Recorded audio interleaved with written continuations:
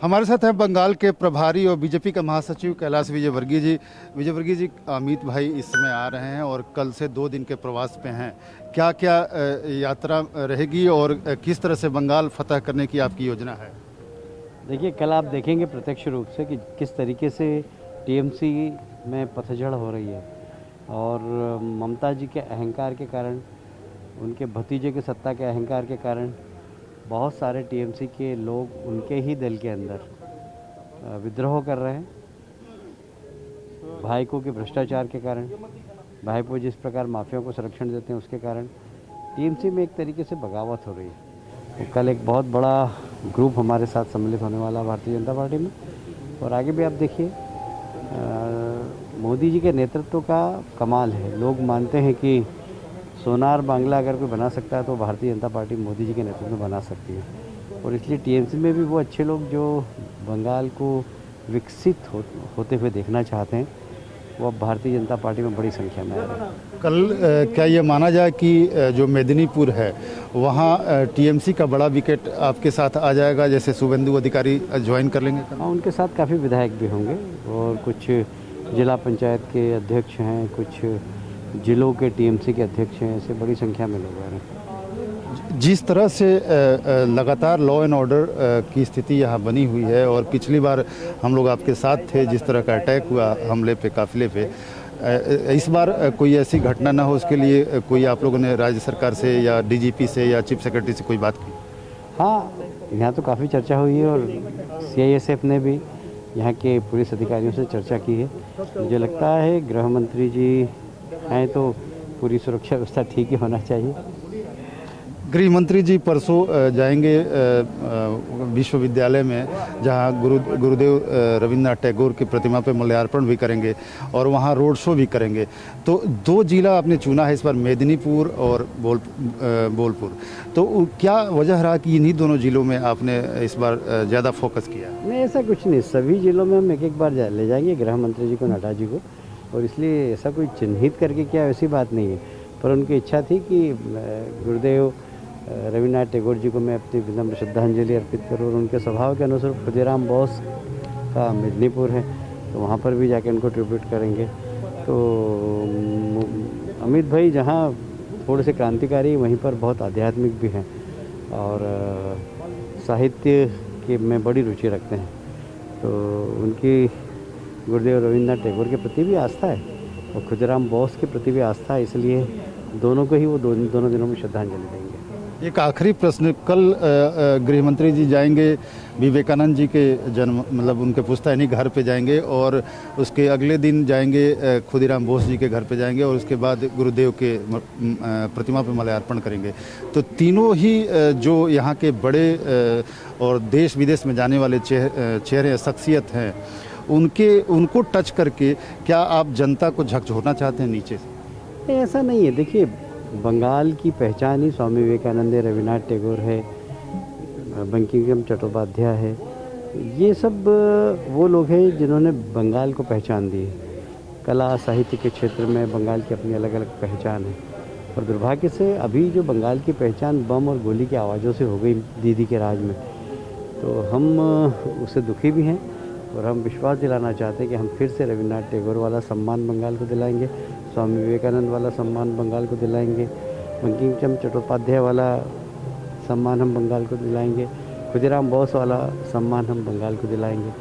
ये हमारी एक तरीके से संकल्प है हमारा। अंतिम प्रश्न कैलाश जी, कि ममता दीदी का जो गढ़ है उसमें आप लोग सेंध लगाने की ओर अग्रसर हैं, और इस क्रम में आपने तकरीबन आधा दर्जन लगभग एमएलएज को उनको कल ही परसों में ज्वाइन करा रहे हैं लगातार।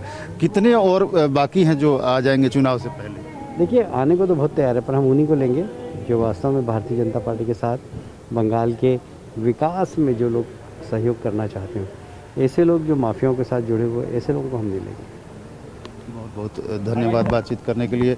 तो साफ तौर पे आपने देखा कि किस तरह से रात के इस पहर में तकरीबन 11:15 साढ़े 11 हो रहा है। कैलाश विजयवर्गीय जो बीजेपी के प्रभारी हैं, गृह मंत्री अमित शाह की तैयारियों को देख रहे हैं, और वो थोड़ी देर में यहाँ पहुँचेंगे इस होटल में जहाँ पे वो रुकेंगे, वहाँ आकर मुआयना कर रहे हैं। कैमरामैन मस्तान के साथ आमोद राय, TV9 भारतवर्ष। और यहां पर एक बड़ी खबर आ रही है। कोलकाता दौरे से पहले अमित शाह ने ट्वीट किया है, आज रात कोलकाता पहुंच रहा हूं। ये बात अमित शाह की तरफ से कही गई है। बंगाल के 2 दिनों के दौरे पर रहूंगा, बंगाल के भाइयों बहनों से बात करूंगा। तो अमित शाह आज रात कोलकाता पहुंचेंगे, ये बात उन्होंने खुद बताई है। और इस दौरे पर हर किसी की निगाहें लगातार बनी हुई हैं, क्योंकि पिछली बार जब बीजेपी के राष्ट्रीय अध्यक्ष पहुंचे थे, वहां पर जिस तरीके से पथराव देखने को मिला, उसके बाद अमित शाह ने तय किया था कि वो बंगाल जाएंगे। और हर किसी की नजर जो है इस दौरे पर है। हालांकि इस दौरे में 2 खास बातें, एक बात यह है कि जवाब भी है पिछली बार हुई हिंसा का, और दूसरी बात की टीएमसी में सेंधमारी भी यहां पर देखने को मिली है, क्योंकि कई बड़े नेता जो है वो अमित शाह की मौजूदगी में भारतीय जनता पार्टी का दामन थाम रहे हैं। तो ये भी अपने आप में एक बड़ी खबर है। कोलकाता से हमारे संवाददाता आमोद हमारे साथ जुड़ रहे हैं। आमोद, जैसा कि हम भी कह रहे हैं कि ये दौरा बहुत खास है, एक तरीके से जवाब भी है पिछली बार जो हिंसा हुई थी, और टीएमसी में सेंधमारी को भी कल देखने को मिलेगा हमें। तो क्या कैसे ये प्रोग्राम है, कब अमित शाह पहुंचेंगे, कैसे कार्यक्रम आगे बढ़ेगा? देखिए, कल गृह मंत्री सबसे पहले सुबह जाएंगे विवेकानंद का जो पुश्तैनी यहाँ मकान है कोलकाता के अंदर, वहाँ जाएंगे और वहाँ जाकर उनको श्रद्धासुमन अर्पित करेंगे। उसके बाद से वो सीधे निकल जाएंगे मिदनापुर, जहाँ शुभेंदु अधिकारी ज्वाइन करने वाले हैं। और शुभेंदु अधिकारी, आपको बता दूं मैं कि टीएमसी में नंबर 2 की हैसियत से काम कर रहे थे, काफ़ी मजबूत नेता माने जाते हैं, और वो कल बीजेपी ज्वाइन कर रहे हैं। यानी ये बीजेपी के लिए एक बहुत बड़ा मोड़ है यहाँ से। साथ ही मैं आपको बताऊं कि कल वहाँ जब गृह मंत्री जाएंगे तो वहाँ 2 मंदिर जाएंगे। सबसे पहले सिद्ध माया टेम्पल जाएंगे, उसके बाद महामाया टेम्पल जाएंगे, और उसके बीच में वो खुदीराम बोस जो क्रांतिकारी नेता थे स्वतंत्रता संग्राम में, उनको उनके निवास स्थान पे जाएंगे और वहाँ उनको उनके प्रतिमा को माल्यार्पित करेंगे। और उसके बाद एक किसान के घर भोजन करने जाएंगे।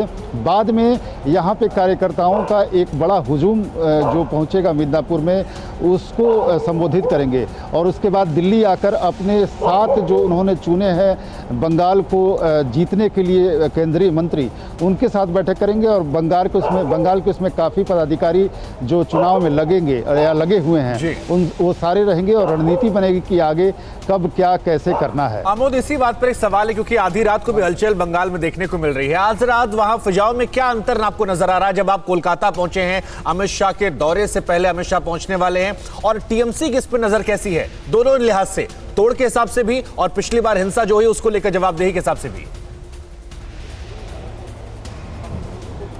देखिए, टीएमसी निश्चित तौर पे अभी बैकफुट पे दिख रही है, क्योंकि हालांकि उनके यहाँ बेचैनी ज़्यादा इस बात को लेकर है कि लगातार उनके विधायक उनको छोड़कर जा रहे हैं, और जिस तरह से बीजेपी की ओर रुख कर रहे हैं, ये अपने घर को बचाने की सबसे बड़ी जद्दोजहद उनके सामने है। और दूसरी तरफ जो बीजेपी लगातार आक्रामक है, लेकिन बहुत ही माइल्डली सॉफ्टली अपने पूरे मुहिम को चला रही है, जबकि टीएमसी के जो कार्यकर्ता हैं वो आक्रामक दिख रहे हैं। आपने देखा था पिछली बार किस तरह से बीजेपी अध्यक्ष के काफिले पर हमला हुआ।